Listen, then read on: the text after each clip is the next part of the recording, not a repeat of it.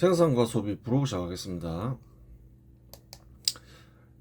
김대중이 노벨 평화상을 수상했죠. 그런데 직전에 대북 송금을 했죠. 천문학적인 금액을 송금했어요. 또한 전략 물자를 보냈죠. 이게 단순한 인도적 지원이 아니죠. 이거는. 그래요. 명백히 간첩 활동이 맞아요. 그래서 지금 김대중 활동이 사실은 문제가 많은 거예요. 물론 이제 최대한 용인한다 하더라도 당시 인도적 지원을 했는데 핵을 포기하지 않았음에도 불구하고 인도적 차원에서 지원했다, 잘못된 판단이라고 생각을 해도 용인할 수는 있겠죠. 근데 이런 간첩 활동은 용인하는 사람들도 있겠죠. 공산주의자거나 북한을 정통 정부라 생각한다거나 북한을 자기 조국이라 생각한다거나 그런 사람들은 용인할 수 있겠죠. 그런데 근대국가 수립 세력이나 한국이 정통성이 있다고 생각하는 사람은 이런 간첩 활동을 용인하기는 어렵다는 거예요. 생각을 잘 해보라는 거예요.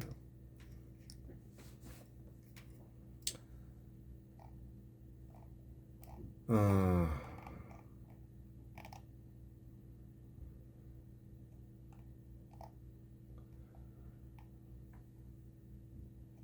그런데 이제 김대중 활동은 어떤가요? 대체로 쭉 보면 굉장히 수상한 사람이죠. 이 사람은 왜 그런가요?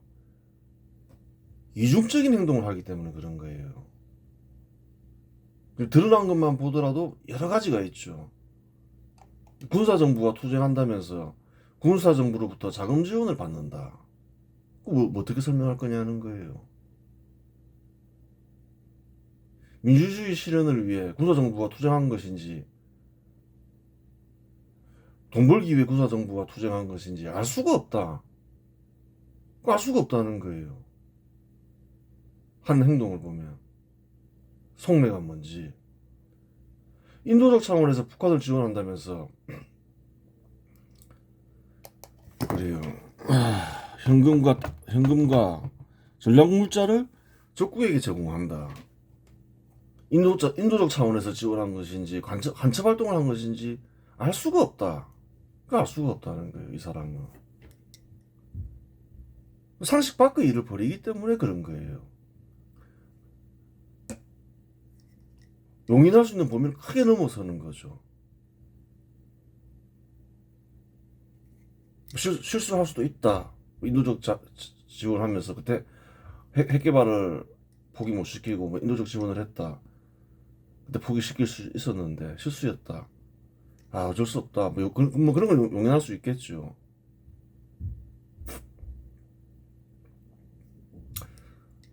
돈 벌기 위해서 투쟁했다. 돈을 받았다. 적대적인 행위는 아니니까. 그래, 정치하다 보면 돈이 필요할 수도 있지. 그걸 또 이제 적국에 지원한 건 또 어떡할 거냐는 거예요.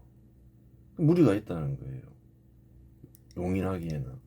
자기가 공산주의자거나 북한이 정통성 있다 생각하는 사람들은 용인하겠지만, 그렇지 않은 사람들은, 이건 도저히 안 되겠다. 그 용인이 안 된다는 거예요. 음. 이거를 쓰니까,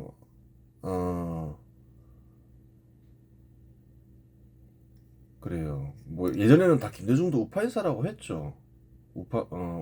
자기가 보수라고 주장을 했죠. 자기도 우파 인사다 이러면서 김종필과 연합하고, 그때 IMF 사태도 터지고.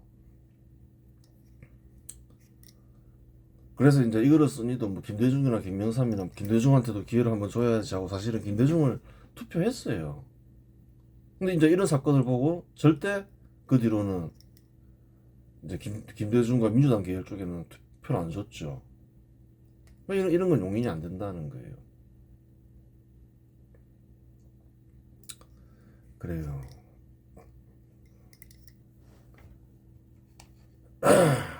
이제 뭐 공산주의자들은 상관없는 얘기죠. 뭐, 아 그래도 난 김대중 지지하겠다 이러면서 내가 뭐 내가 공산주의자인데 뭐 그렇게 하겠지만 공산주의자가 아닌 사람들은 아 이게 더 이상 안 돼. 그렇게 되는 거예요. 김대중의 정치 활동은 드러난 것과 감추어진 것이 완전히 달랐는데 이러한 정치인을 가리켜 왕사꾸라라고 부른다. 통상 그렇게 부르죠. 그 드러난 것만 이렇다는 거예요. 또 감추어진 게 얼마나 많겠냐는 거예요. 뭐 그 짓을 적어놓은 게 아니라는 거예요. 한 40대가 넘어가면 대부분 알 수 있을 거예요. 뭐 2000년에 일어났으니까 40대면 그 당시에 한 10대 중후반 됐겠죠. 20대 초반이나. 다 뭐 있었던 사실인 거예요. 2000년 1월 10일 헌법재판소는 학교 교육 외의 모든 과외를 금지한다는 교육법 제200조의 200조의 2에 대해 위헌 결정을 내렸다. 또 중요한 사건이니까 한번 봐야 되겠죠. 1980년 대부분의 가정이 절대 빈곤을 탈출하자 사교육비를 경쟁적으로 증가시키기 시작했다. 그런 일이 있었죠. 그러자 전두환이 뭐 했나요? 사교육을 금지시켰죠. 중요한 사건이니까 봐야 되겠죠. 전두환은 가정의 낭비를 줄이고 공정 실현을 위해 과외를 전면 금지했다. 사실이죠. 초기에 잘라버린 거죠. 증가하는 초기 시점에.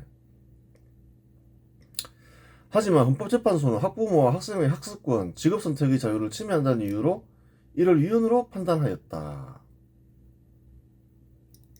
그래요.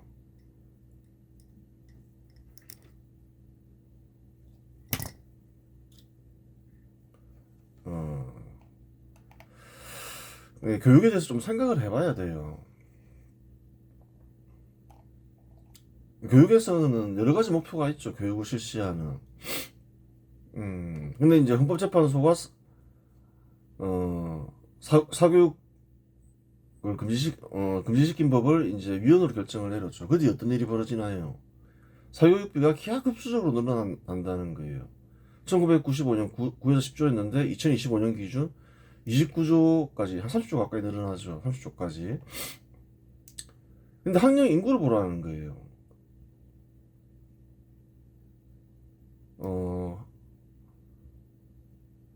1995년에는 학생들이 한 810만 명이었다는 거예요.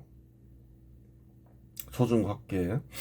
근데 2025년에는 500만, 한 40%가 줄어들죠. 40%가 감소했어요. 근데 사교육비는 대폭 증가했죠. 한 사람에게 투입되는 교육비가 대폭 증가했음을 알 수 있는 거예요. 사교육비 총액은 30년 동안 3배 증가했다. 그런데 학생 수는 38% 감소하였다. 학생 수가 감소함에도 불구하고 3배가 증가한 셈인 거죠. 즉 학생 수가 대폭 감소함에도 불구하고 사교육비 총액은 3배 증가하였으니 한 학생에 투입되는 사교육비는 기하급수적으로 증가할 수밖에 없다. 그렇죠. 평균을 내면 기하급수적인 거죠. 학생 수가 그대로 하더라도 커진 건데 학생 수가 감소함에도 불구하고 3배 증가했으니 기하급수적이겠죠. 1995년 1인당 평균 사교육비는 112만원 정도였는데 2025년에는 584만원 정도로 약 5배 이상 증가함을 확인할 수 있다. 그래요. 그러면 이제 1인당 얼마가 들어가게 됐냐, 이거 표를 한번 그래프를 한번 만들어 보자 생각해 볼 수 있는 거죠. 그래요.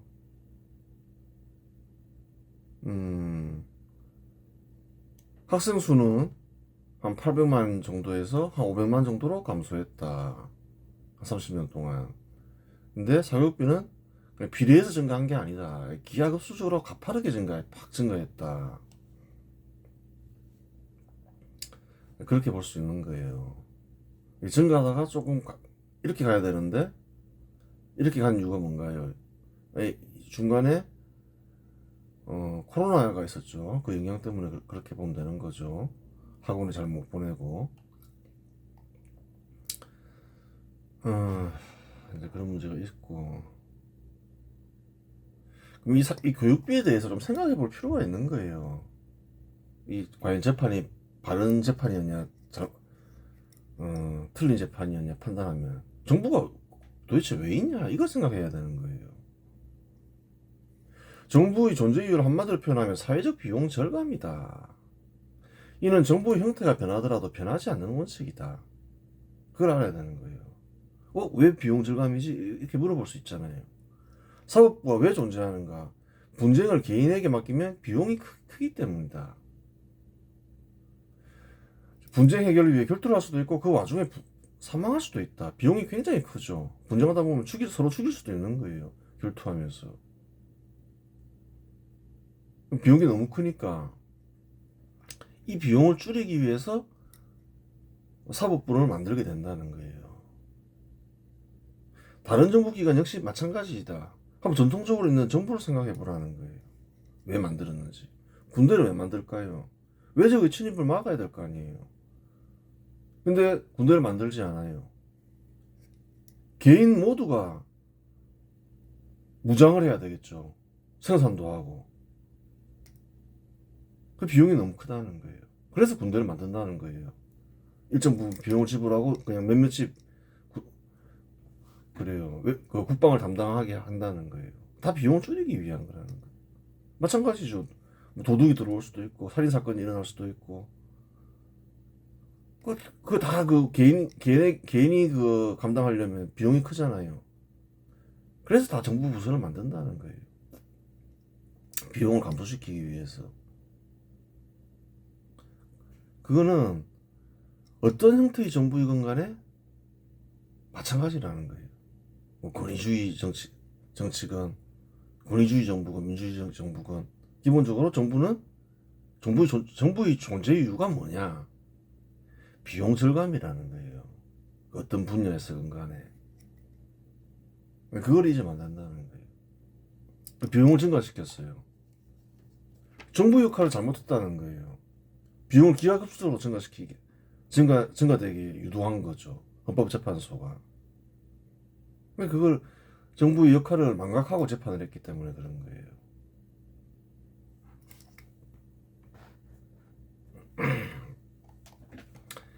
사교육을 허용함으로써 사회적 비용과 가정의 비용은 대폭 증가했으니 사교육을 허용한 헌법재판소 재판은 틀린 재판이었다. 정부의 역할을 망각한 재판이었다. 이렇게 볼 수 있는 거죠. 그래요. 그러면 좀 교육에 대해서 살펴보자는 거예요. 이왕 다뤘으니까. 교육의 목적은 개인적인 목적과 사회적인 목적으로 나누어 파악할 수 있다. 개인적으로는 자신의 재능을 찾아 적성과 재능에 맞는 기술을 익히는 것이다. 그렇죠. 교육을 왜 받아요? 그리하여 사회활동할 때 그 기술을 통해 소득을 얻는 것이다. 가장 좋은 게 뭔가요? 적성과 재능에 맞는 기술을 익히는 거죠. 내가 좋아하는 일, 또 내가 잘할 수 있는 일을 익히는 거예요. 그래서 돈을 벌면 어떨까요? 그 사람 인생은 행복한 거죠. 근데 그 사람들이 대부분 그렇게 사냐는 거예요. 하지만 실상 자기 적성과 재능에 맞는 기술을 찾아 익히는 일은 쉬운 일이 아니다. 쉬운 일이 아니라는 거예요.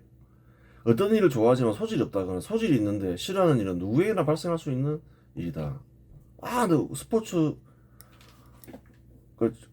선수가 되고 싶어요. 슈퍼스타가 되고 싶어요. 근데 육체적 재능이 없으면 안 되는 거죠. 체력이 안 되고. 그런 경우는 얼마든지 있죠. 과학자가 되고 싶어요. 근데 좀 지능이 떨어져요. 탁월하지가 못해요. 또 안 될 수 있는 거고.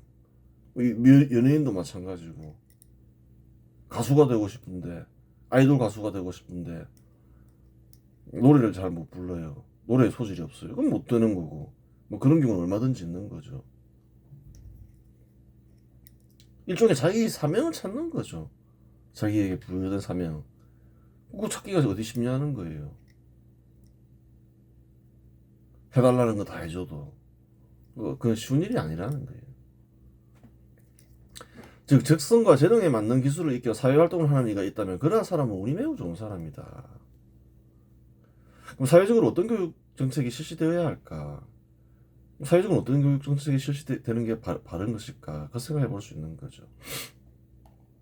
현 시대를 좀 한번 살펴보자는 거예요. 현 시대는 신분제도를 금지한다. 딱 정해져 있는 게 아니죠. 신분제도가 있으면 어떤가요? 직업을 정해줄 수 있는 거죠. 너는 농민해. 너는 노비나 해. 그럴 수 있는 거죠. 근데 현 시대는 신분제도를 부정하죠. 그럼 정책도 그에 걸맞게 짜져야 된다는 거예요. 따라서 누구나 원하는 기술을 익힐 수 있고 자격이 되면 자격이 되면 익힌 기술로 소득을 얻을 수 있어야 한다. 아니 자기 재능과 적성은 자기가 찾는 것이죠. 기본적으로 그 누가 찾아줄 수 있는 게 아니죠. 도움을 줄 수는 있어도 그 사회는 이제 정부가 해야 될 일은 뭐냐는 거예요. 국가가 해줄 수 있는 일은 뭐냐는 거예요. 현 시대에 맞게 신분제도를 금지하니까 기술을 제한할 수는 없잖아요. 누구나 그 지식이나 기술을 원하는 지식이나 기술을 익힐 수 있게 해야 된다. 그 현 시대에 맞다. 선택은 개인이 할 수밖에 없는 거고. 그래요. 그리고 자격이 되면 지식이나 기술로 자기가 익힌 지식이나 기술로 소득을 얻을 수 있게 해야 한다. 이 교육 제도는 그렇게 짜져야 된다는 거예요. 이 조선시대가 아니라는 거예요. 이는 누구에게나 동일한 기회를 준다는 점에서 공정의 실현과도 밀접한 관련이 있다. 이것만 잘 돼도 공정이 상당 부분 이루어지는 거죠. 또 누구나 기술을 익힐 수 있게 하면 자기 적성과 재능에 맞는 기술을 찾는 데 도움도 되겠죠. 찾아줄 수는 없지만 그렇게 되는 거예요. 그 시대에 맞게 교육제도가 만들어져야 된다는 거예요.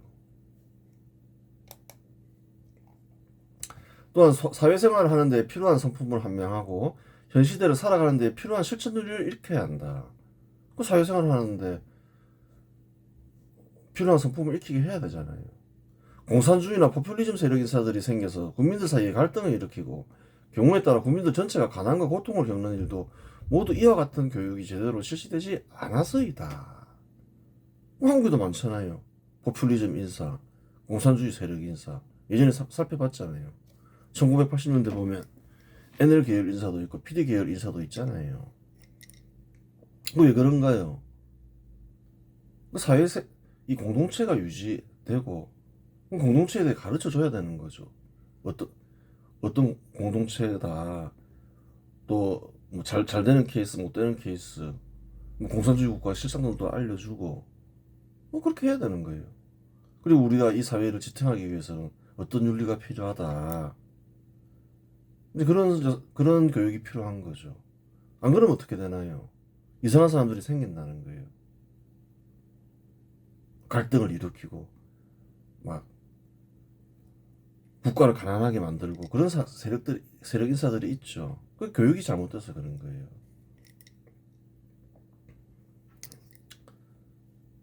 그래요. 통상 이와 같은 원칙하에 교육 정책이 실시되었어야 하지만 그러한 원칙하에 교육 정책이 실시된 곳은 거의 없다. 별로 없겠죠. 그러니까 아직 과도기라서 그런 거예요. 신분제도가 금지된 현 시대 도래한 지가 한 수백 년밖에 안 됐다는 거예요. 한국은 한 100년 정도. 과도기에 있다 보니까 원칙하에 교육 정책이 실시되고 있는 건 아니라는 거예요. 한국도 마찬가지죠. 아, 근대 국가를 수립해야 되겠어. 근데 어떻게 해야지? 원칙을 정하고 생각하면서 그 원칙하에 뭐 정치 제도를 도입하고 뭐 교육 제도를 도입한 게 아니라는 거예요. 아, 저 국가가 잘 나가는 것 같은데 저 국가 따라 해보자. 미국이 대통령제 하지. 아, 대통령제 한번 해보지 뭐. 이런 식으로 도입했다는 거예요. 교육 제도도 마찬가지겠죠. 잘못된 부분이 많다는 거예요. 개혁 확인해야 되는 거죠. 그러하기에 개혁을 통해 잘못된 부분을 수정하는 방법 외에는 없는데 전두환은 가정의 비용을 줄이고 공정 실현을 위해 사교육을 금지시킨 것이다. 그거 잘한 일이죠. 그거 잘한 일인 거예요. 비용을 줄이는 건 정부의 역할이라 했잖아요. 또 공정 실현도 중요한 일이잖아요. 전두환이 한 일이 교육개혁의 전부라고 말할 수는 없지만 분명히 핵심이 되는 부분을 개혁한 것은 부인할 수 없다. 개혁을 했다는 거예요. 실상 그와 같은 조치는 혁명 도중이었기에 쉽게 실시할 수 있었지 민주정치가 중시되는 현실 당국에서는 쉽게 실시될 수 있는 조치가 아니다.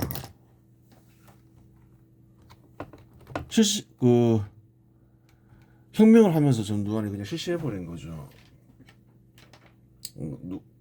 저항할 사람이 별로 없었죠. 맞을까봐. 만일 누군가가 전두환과 같은 조치를 취한다면 강력한 저항에 부딪혀 실패할 가능성도 상당히 크다. 이제 누가 와서 비용을 감소시켜야 됩니다. 사교육 금지시키겠습니다. 전두환 같이 쉽겠냐는 거예요.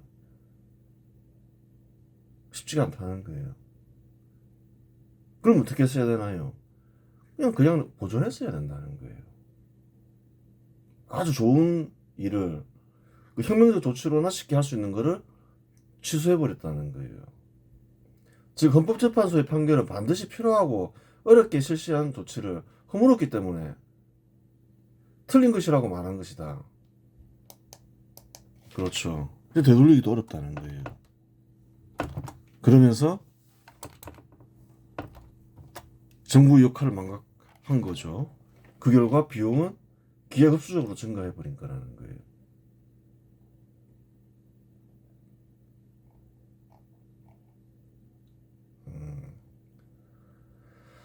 그래요.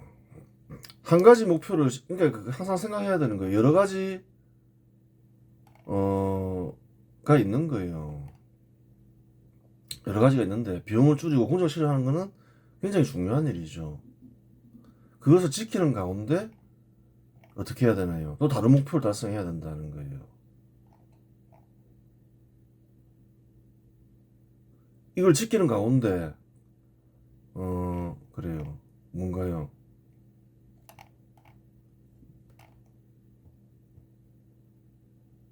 그 법원이 주장한 건 뭔가요? 학생의 학습권과 직업 선택의 자유도 중요하죠.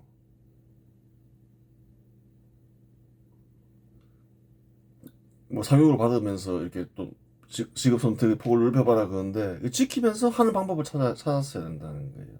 왜 못 찾냐는 거예요. 찾으면 찾을 수가 있지.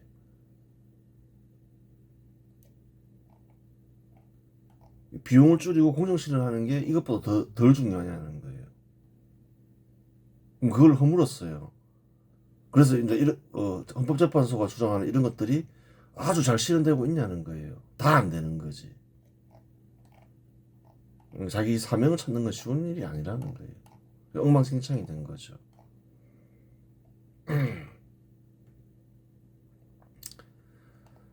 그래서 한 가지 목표를 실현했으면 그 목표를 지키는 가운데 또 다른 계획을 해야 성공할 가능성이 있다. 그래서 공정과 비용을 줄이는 건 중요한 일이었죠.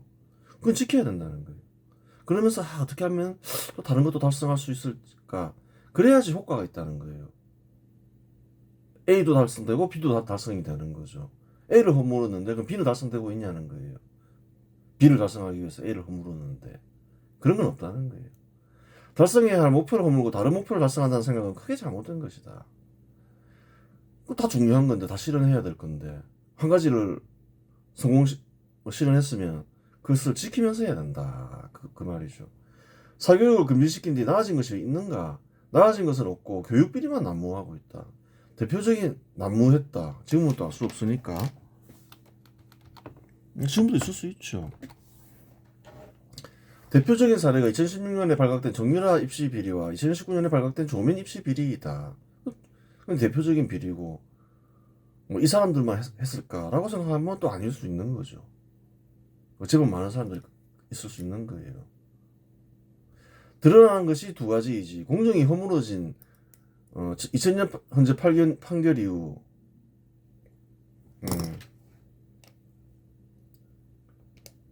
그래요. 2000년 헌재 판결 이후 많은 입시 비리가 있었던 것으로 보인다. 있었을 거라는 거예요. 발각된 게 두 가지지. 뭐가 실현됐냐는 거예요. 엉터리 재판이었던 거죠. 교육비와 연계된 중요한 문제가 교육기관이다. 또 생각해야 되는 게 교육기관이다. 교육기관이 중요하다는 거예요. 교육기간이 길면 교육비 역시 증가한다. 당연히 교육기간이 길면 교육비 역시 증가하죠. 따라서 교육기간이 길어지면 가정의 재산이 감소한다. 그 부모들이 교육비 내지 누가 교육비 내겠어요? 뭐 정부가 다 감당하면 정부의 재산이 감소하겠죠. 그럼 다른 일 하지 못하는 거죠. 이 교육비가 증가하면 부모의 노후 생활이 힘들어지고 자녀의 부모 부양 비용이 증가한다. 그 부모 죽게 할 수는 없잖아요. 따라서 가능하면 교육기간이 짧을수록 좋다. 이런 얘기를 하는 게 뭘까요? 현 시대 교육기간은 너무 길다는 거예요. 한국에서 실시되는 이제 통상 교육은 다른 나라도 마찬가지일 수 있는데 한국의 평균 교육기간이 뭔가 몇 년이었나요? 40년 이전에는 뭐 한 3, 4년밖에 안 됐겠죠. 교육을 못 받는 사람들도 많고 그랬다는 거예요. 가난할 때는. 이제 의무 교육이 실시되면서 한 6년을 받게 된 거예요. 예전에는 교육을 받으면 한 5년 이상 교육받는다, 10년 교육받는다. 아주 부잣집에서나 극소수 인사나 교육을 받을 수 있었다는 거예요. 근데 지금은 어떤가요? 평균은 한 13년이지만 대학까지 계산하면, 유치원까지 계산하면 17년 되죠. 초등학교 6년, 중고등학교 6년, 12년, 대학 4년, 16년, 유치원 17년 이렇게 받는다는 거예요. 대학원까지 가면 더 많이 받게 되고, 대학원은 그렇게 다 가는 건 아니니까 너무 길다.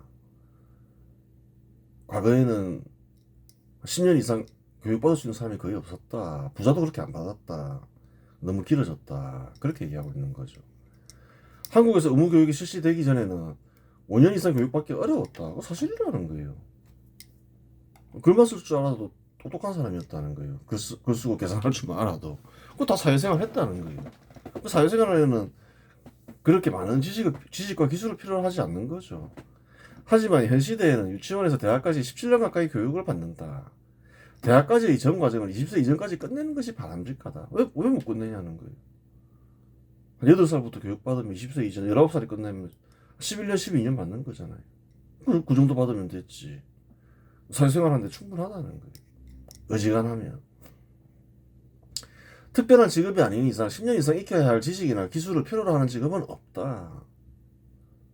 그 17년 동안 교육에서 뭐 써먹는 지식과 기술이 몇 가지나 있냐는 거예요. 거의 없다는 거예요.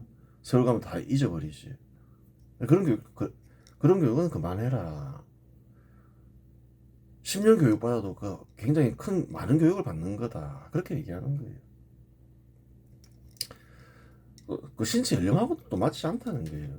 20세의 남녀는 혈기왕성하여 짝을 짓기 마련이다. 20세부터 사회생활을 하며 가정을 이루면 40대 중반이면 자녀 부양으로부터 자유로워진다.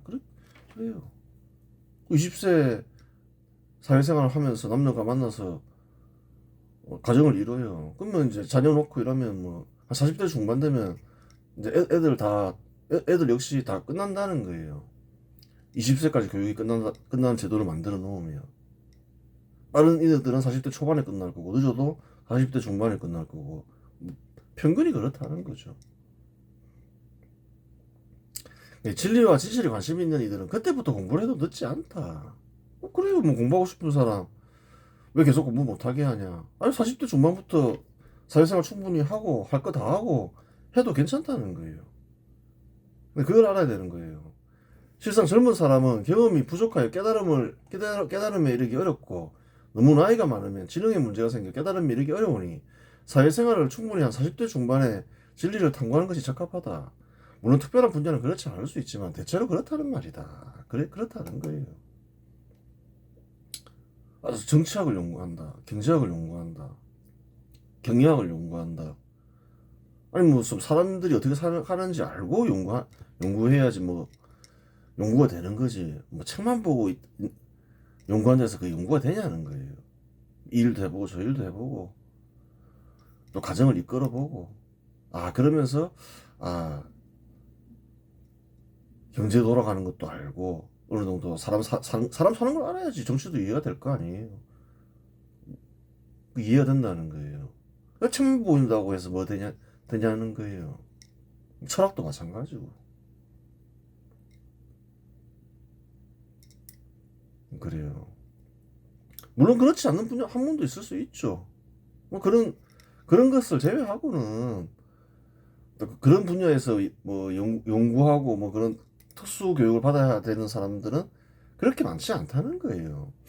그런 사람들을 제외하고는 어차피 다 잊어버릴 지식, 막 필요도 없는 지식을 가르치기 위해서 17년 끌지 말고 그냥 10년 이내에 다 끝내라. 그 정도 교육이면 충분하다, 넘친다. 그렇게 볼 수 있는 거예요. 사회생활 하는데 아무 지장 없다. 그게 다 좋다. 정부도 좋고 다 좋다. 자녀도 좋고 부모도 뭐 재산을 모을 수 있는 사람은 모을 수 있게 되고 40대 중반부터 이제 자녀 부양비가 안 들면 많은 재산을 모을 수 있는 거죠. 그런 사람이 많아야 또 정부도 어떤가요? 부담이 덜한 거죠. 가난한 노인들 많으면 정부가 다 부양해야 될 거 아니에요. 굶어 죽게 할 수 없으니까. 그래요. 이번 시간에서 마치겠습니다.